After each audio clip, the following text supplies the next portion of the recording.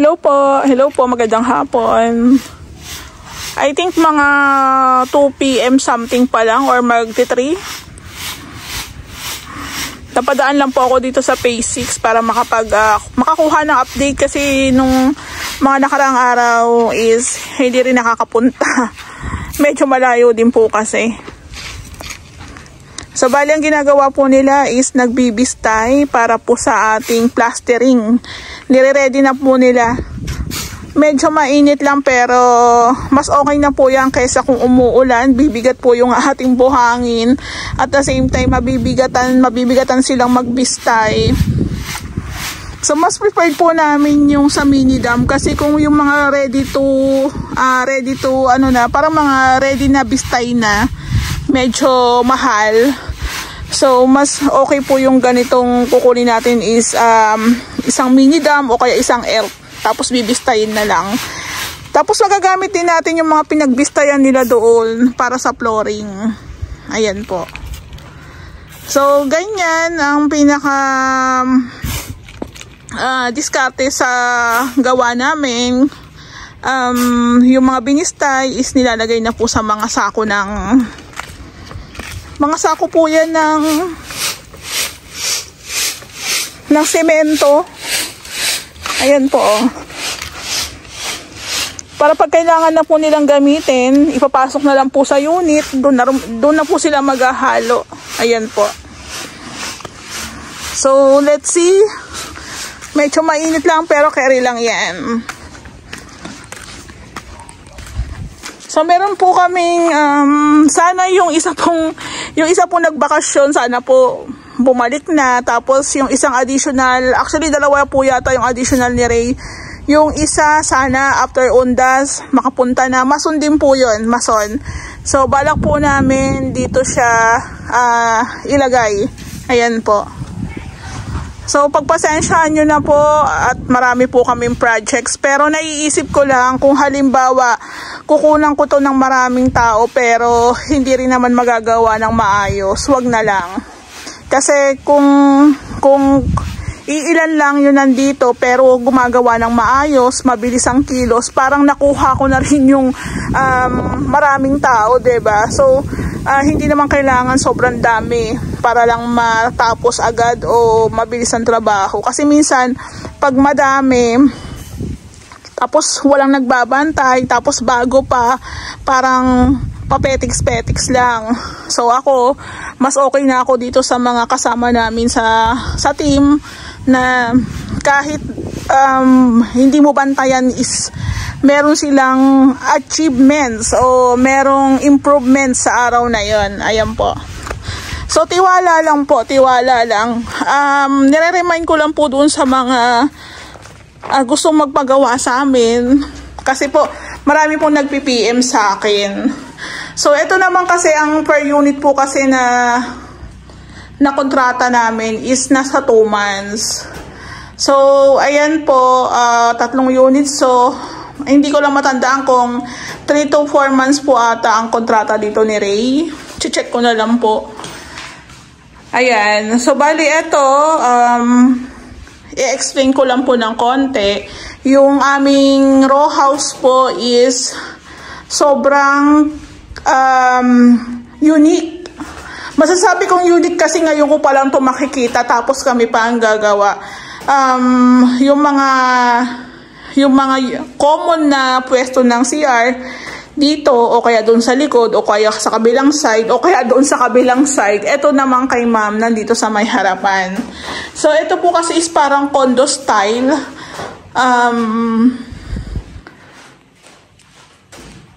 Alam din ni Ray kasi nga ang mga ginagawa ni Ray before is finishing mason po kasi si Ray.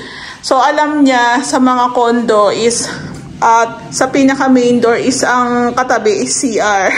So ang ganda ng idea, ang ganda ng interior design. Nakaka-excite. Tapos ang kagandahan po dito, napalaki natin yung bathroom. Napalaki po natin. Actually, mas malaki pa to doon sa mga Angeli SF na ginagawa namin. maganda po talaga. Tapos, ayun nga din po pala, may i-remind ko lang si ma'am. Kasi si ma'am, nung nakita niya po ito, ayun ma'am, sorry naglalagay po kasi kami ma'am ng wirings pag tipong na-plastering na po siya. Na-plastering na. Tapos yun nga, pag ganitong wala, yung bagong asintada pa lang po is hindi pa po ganun tuyo yun. So, panghuli na po yun ma'am. So, mas maganda nga mapuntahan talaga to ni ma'am para mas ma-guide niya na kami or masabi niya na kung ano yung mga dapat at saan yung mga dapat. Ayan po. So, dito may instruction si ma'am. Let's see kung ano yung magiging final decision ni ma'am. Tapos, dito magkakaroon kami ng konting demolition dyan. Tapos, basta, makikita nyo yung difference or yung plano pag nakausap na namin si ma'am. Kasi ang importante lang muna sa amin is mapaikutan po siya ng CHB, masintadahan, ayan. So, nung huling vlog ko po is yung ating poste is kalahati pa lang. So, ayan po. Meron na tayong poste na buhusan na. Ayan, dito din. So, yung ginagawa po nilang pagbibistay ng mga buhangin is para po sa plastering na po yun. Ayan. Tapos, pinapa-add din po pala ni ma'am is maglagay din po kami ng solignum na para po sa mga anay at ibang insekto. Ayun. Pwede naman po yun. Depende pa rin po sa nagpapagawa. Tapos, meron din po kasi akong page. So, marami nagko-comments. Minsan hindi ko na lang po nire-replyan kasi yung iba parang mema lang, may masabi lang. So, sabi niya, minsan parang ako talaga literal na hindi ko po talaga alam yung tungkol sa construction, pero katagalan din po kasi is nagkakaroon na din ako ng idea. Alam ko naman po yung brand ng Solignum is brand name po yon. So meron siyang panlupa, may pangkahoy, may pangbato. So hindi natin kailangan, sa bagay, di natin may iwasan. Talagang may mga taong kinokorek tayo. Pero, akala nila kasi parang wala tayong alam po. So, isa din sa magiging gagawin namin dito bago kami mag-flooring is maglalagay kami ng solignum.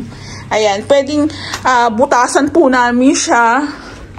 Ayan. Then, meron kasing sinabi, spray lang. Pero, mas okay po siguro yung butasan mo siya para pagbuhos mo dun sa butas, talagang umispread sa ilalim yung pinaka-chemicals. So, ayun po. For me, tapos, lahat po ng mga tubo, ayan. Ito po is yung, anong tawag dito? Yung manhole ni Lumina para sa lababo is papatayin na po natin to. Doon na po tayo magpapanibagong latag ng ating tubo. Tsaka yung tubo rin po para sa mga tubo rin po para sa bathroom. Ayan, magpapanibago po kami. So, yung plastering, abangan po natin sa mga susunod na araw. So, let's see. So, mampasensya na minsan makakapunta, minsan hindi. So, ito nga rin po ang kagandahan na masintadahan na po natin para sa bathroom para mas ma-figure out natin kung paano po yung magiging taas ng ating ceiling. So, according kay ma'am, parang gusto niya mag-cove ceiling na lang kami. Ayan. So, mas maganda rin yung gano'n na step by step kasi nakikita mo na kung anong mas okay, anong mas babagay. So, itong mga metal parings na to, gagalaw pa po yan. Kasi nga, naka-islantang konti. So, gagalaw pa po yan, i-move natin ng patas konti. Tapos, maglalagay din po tayo ng insulation. Ayan po. So, bali yung itong isang unit, is picture na natin. Ayan. Okay na po yung para sa poste na buhusan na.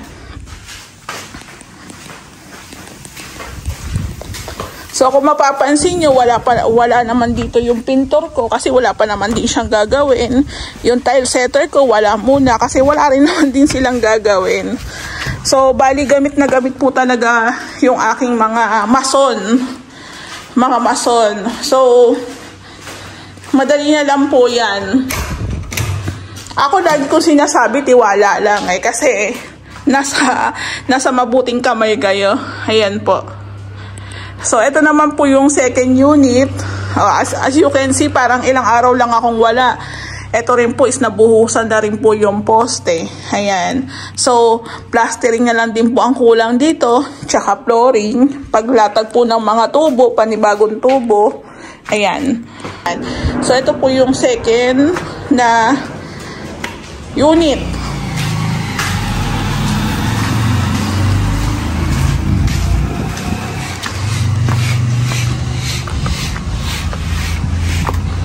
Dito naman po sa pangatlong unit. Ayan. So, yung iba pong kasama natin sa hanap buhay, mas pinili po nilang mag-stay.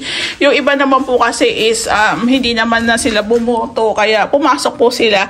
So, nakaka-amaze lang kasi itong pangatlong unit, kung mapapansin nyo, meron na rin po siyang poste na ituloy na rin po yung pagbuhos, diba? So, yun po yung sinasabi ko sa inyo. Kasi na-experience po namin na kumuha ng medyo maraming tao, pero parang walang nangyayari. Parang walang improvements na nangyari sa isang araw na yon. Kaya, naging mabusisi rin kami sa pagkuha o pagdagdag sa team.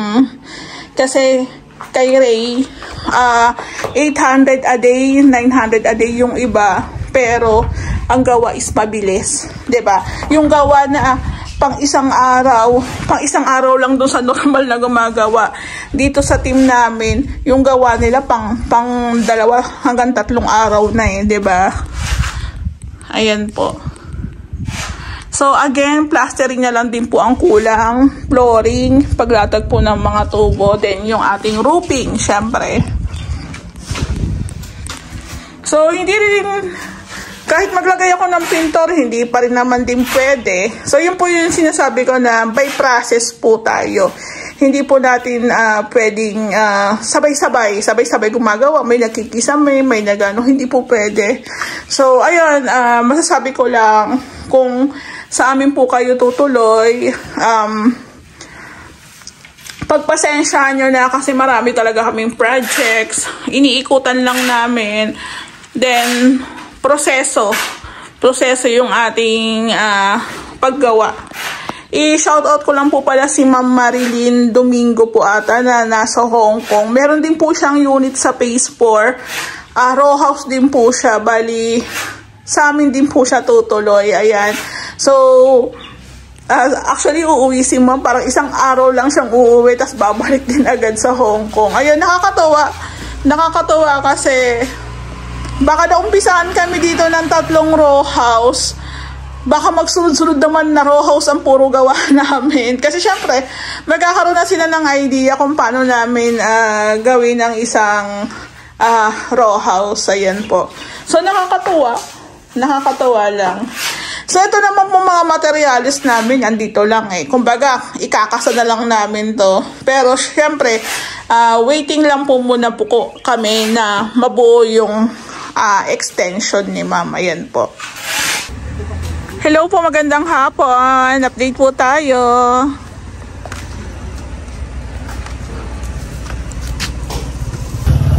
Hello po. Mag-update po ako dito sa project ko sa row house, Phase 6 Lumina. Ayan po. So, pakita lang natin yung ating buka kasi baka sabihin ni YouTube o ni Meta is puro lang ako boses. Ayan po. So, saktong-sakto, mainit ang panahon. Dinalaw po. Actually, yung iba po namin kasama sa team is mga nagbakasyon. Pero may iba naman po na mas pinili nilang magtrabaho. Ayan. So, okay lang. Pa-isa-isa, 2, 3. Kung gustong pumasok, pasok. Kasi marami naman po kaming materyales, lalo na po dito sa row house. Ayan po. So, ayan po. I-shoutout ko nga lang po pala si ma'am. Si ma'am na nanood ng aking vlog kagabi. Yung nalak po ako sa CR. Sa tawa siya ng tawa daw. Totoo yun ma'am, nalak talaga ako. Hindi ko alam baka may naglaro sa akin. Ito, update ko lang po kayo. Meron kaming additional na welder. Si kuya na welder bago po is waiting po, mag-abroad po yun. Waiting lang po siya sa mga calls niya para magtrabaho na po. Ayan. So, while waiting daw siya sa kanyang calling, nag-sideline muna siya. Pero nandun po siya sa phase 3. Ayan. So, si kuya naman po dito, may bago rin kaming kasama. So, minsan kasi, mahirap po talagang kumuha ng tao. Pero yung tipong gusto talaga sa amin pumasok, kinukonsider namin, lalo na taga dito lang naman. So, explain ko lang po, yung 3 row house namin na units, hindi pa po talaga namin totally pwedeng galawin. Kasi po, inuuna po talaga namin yung extension. And hindi rin po pwedeng magpintura na dito, mag-tiles na, hindi pa po pwede. So, meron tayong prosesong sinusundan. Ayan po. So, dito nga po, nung nakaraan, nahukay na to. Ito nga po yung sabi ko, sa pinaka front extension, parang natamaan yung sa septic tank nila. Nasabi ko nga sana hanggang dito man lang yung pinaka guhit, kaso hanggang dito lang po talaga yung aning sa may poste ng metro, hanggang dito lang po. Pero para kasing kinain na yung ating septic tank dito. So meron dito na hindi yata nakatap yung overflow po ng septic dito sa drainage. So ngayon, nireport ko kay ma'am. Ngayon po pinatuloy na po namin yung paghuhukay, gawa ng kailangan namin ma-check para pag kinonsern ni ma'am sa office is malaman namin kung alin dito yung mga hindi nakatap yung tubo, 'di ba? Ayan. So tingnan nyo po yung may PVC na orange doon, no? Hindi ko lang makita. Ayan, may PVC orange po dyan. So kami po kasi bago kami mag-flooring, mag-tiles, chine-check na po namin, binubuhusan namin yan ng tubig. Parang nilileak test namin. Ayan. So, hindi lang maganda kasi tatamaan ng CHB yung ating septic. Sana pinalog muna ng konti dito or nilabas ng konti dito yung ating property line. Kaso siguro ganito talaga yung row house. Ayan. So, ito na yung pangatlong unit. Hinuhukay na din.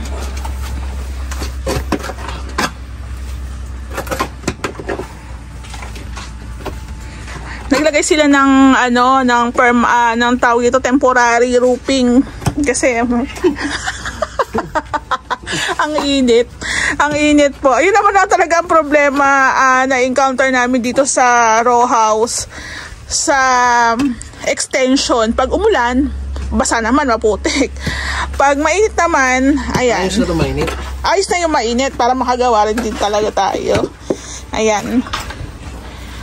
Nakaano lang talaga, boss? Ha? Elbow? Ay, 45? Naka 45 lang. Oo, walang dugtong. So, isa rin sa question dito, yung row house, wala siyang pasingawan. Wala siya. Hindi alam ko kasi yung pasingawan ng row house. Yung pinangkaano, yung nilalagay natin pag nag-ano dun sa iba, no? Hindi, yung yung sa row house, yung pasingawan niya, yung sa alulod. Down spot? Oo, kasi doon nasisingaw yung Kasi yung dugtong ng tubo, nandoon, naka sa down spout, nakakonekta? Nakakonect na doon. Kasi yung tubo na isa lang, diretso lang yung bagsak. O di doon na hindi nasisingaw. Pero dahil naglipat tayo ng CR, kasi gagawa tayo. Kasi wala naman dito. Kasi isa lang yung tubo. yung napansin ko po kasi dito sa row house, karamihan po kasi ng ginagawa namin is mga townhouse tsaka mga SF. Napansin ko po dito sa row house, wala siyang pasingawan. Kaya sabi ko kasi nung nakatira po kami sa Quezon City, yung bahay na tinirahan namin doon, actually rights lang naman po yun. So nabili ko po yun, then wala po siyang pasingawan. Ngayon, minsan bumabalik po yung amoy, then minsan naman mahirap mag-flush. So kung ang alam ko po, technically wala akong alam pagdating sa mga construction, pero personally kasi nga na-experience namin, naririnig ko lang na dapat po talaga is may pasingawan. Kasi alam niyo yon, yung flow ng hangin, alam nyo yun, nagsisirculate. Parang ganun na. Isa lang yung hindi... Ano dyan, ikaw-connect doon? Si Lumina na. Sila na mag-aayos. So, napaka sobrang importanteng ma-check lahat ng tubo. Kasi mahirap pong mag-back job, lalo na kung na-tiles na. Ayan. Tapos, since magbabago po kami ng pwesto ng bathroom, yun nga, suggest ko kay Ray, gawa na lang namin ng pasingawan. Kasi re-recta na kami dito eh. Ayan. So, ito po yung unang unit.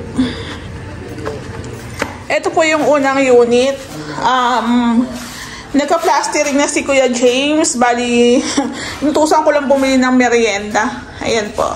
So, plastering na po yung ginagawa. Ayan.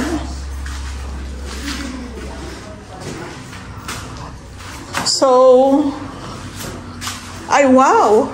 Na-plastering na rin po pala dito, oh. Ayan po. Na-plastering na tayo dito sa may back extension. Ayan. So, sakto lang at walang ulan-ulan. Ayan. May pinakakapal ng plastering. Hindi ko lang tanda kung ilan yung kapal niya. So, katulad po ng unit sa row house, nanibago talaga kami kasi yung mga ginagawa namin townhouse, pag nag-start na po kami, pwede na namin galawin yung taas, pwede na kami mag-tiles, pwede na po kami mag-masilya. Dito po hindi muna talaga kasi may mga kinukonsider kami. So, ito po talaga, maganda po yung magiging, actually, na-discuss na rin sa akin ni ma'am, pero syempre, mas nalalaman kasi namin pag nabubuo na paunti-unti. Ayan po, abangan nyo po sa mga susunod na araw. Uunahin po muna natin yung pag-aasintada, tsaka pagpapalitada. Ayan.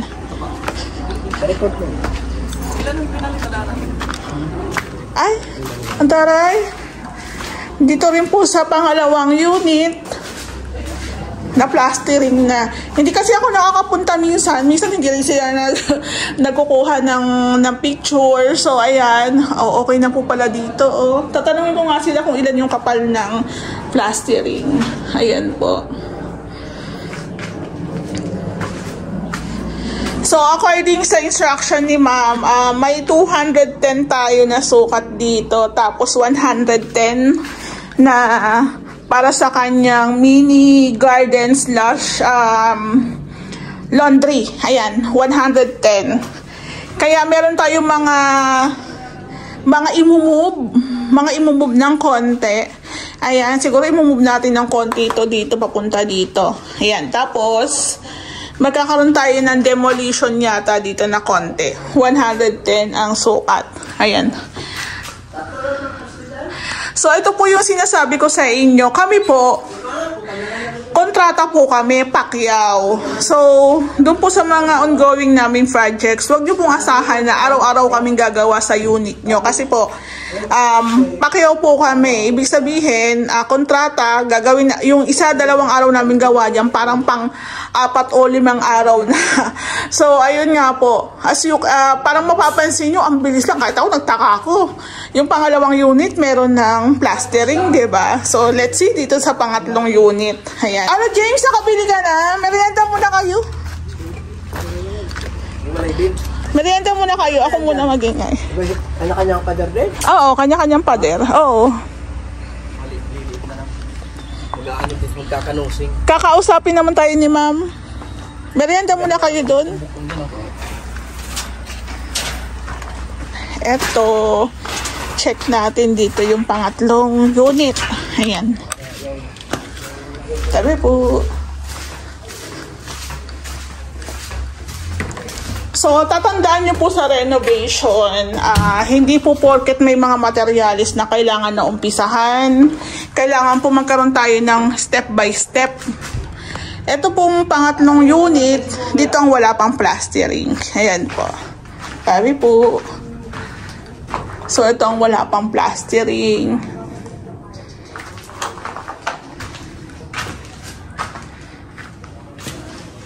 Sabi po. Ito po yung bathroom. Sa mga townhouse kasi, tsaka single detached, meron pong, sa pinaka-gilid po nila, meron silang tubo na 2x2 po ata yun, para sa pasingawan. Napansin ko lang to kasi first time namin gumawa ng row house, kaya curious lang ako, asan yung pasingawan. Ngayon, kung ang drainage natin is nakakonect dito sa lababo.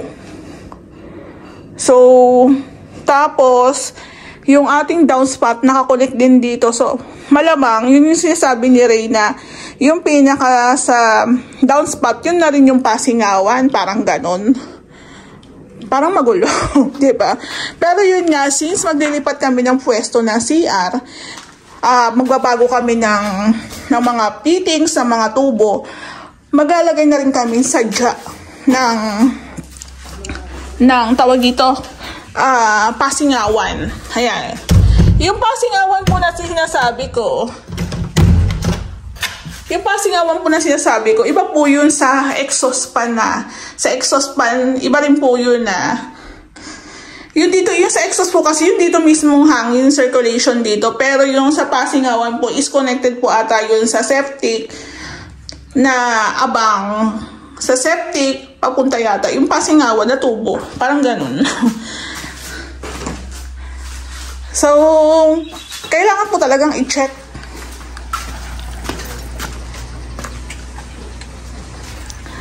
Ayan, ayan. O, diba? So, meron po tayong mga tubo dito. Ito po meron, no? Nakatap po yan doon. Ito, ang tawag po dyan is overflow.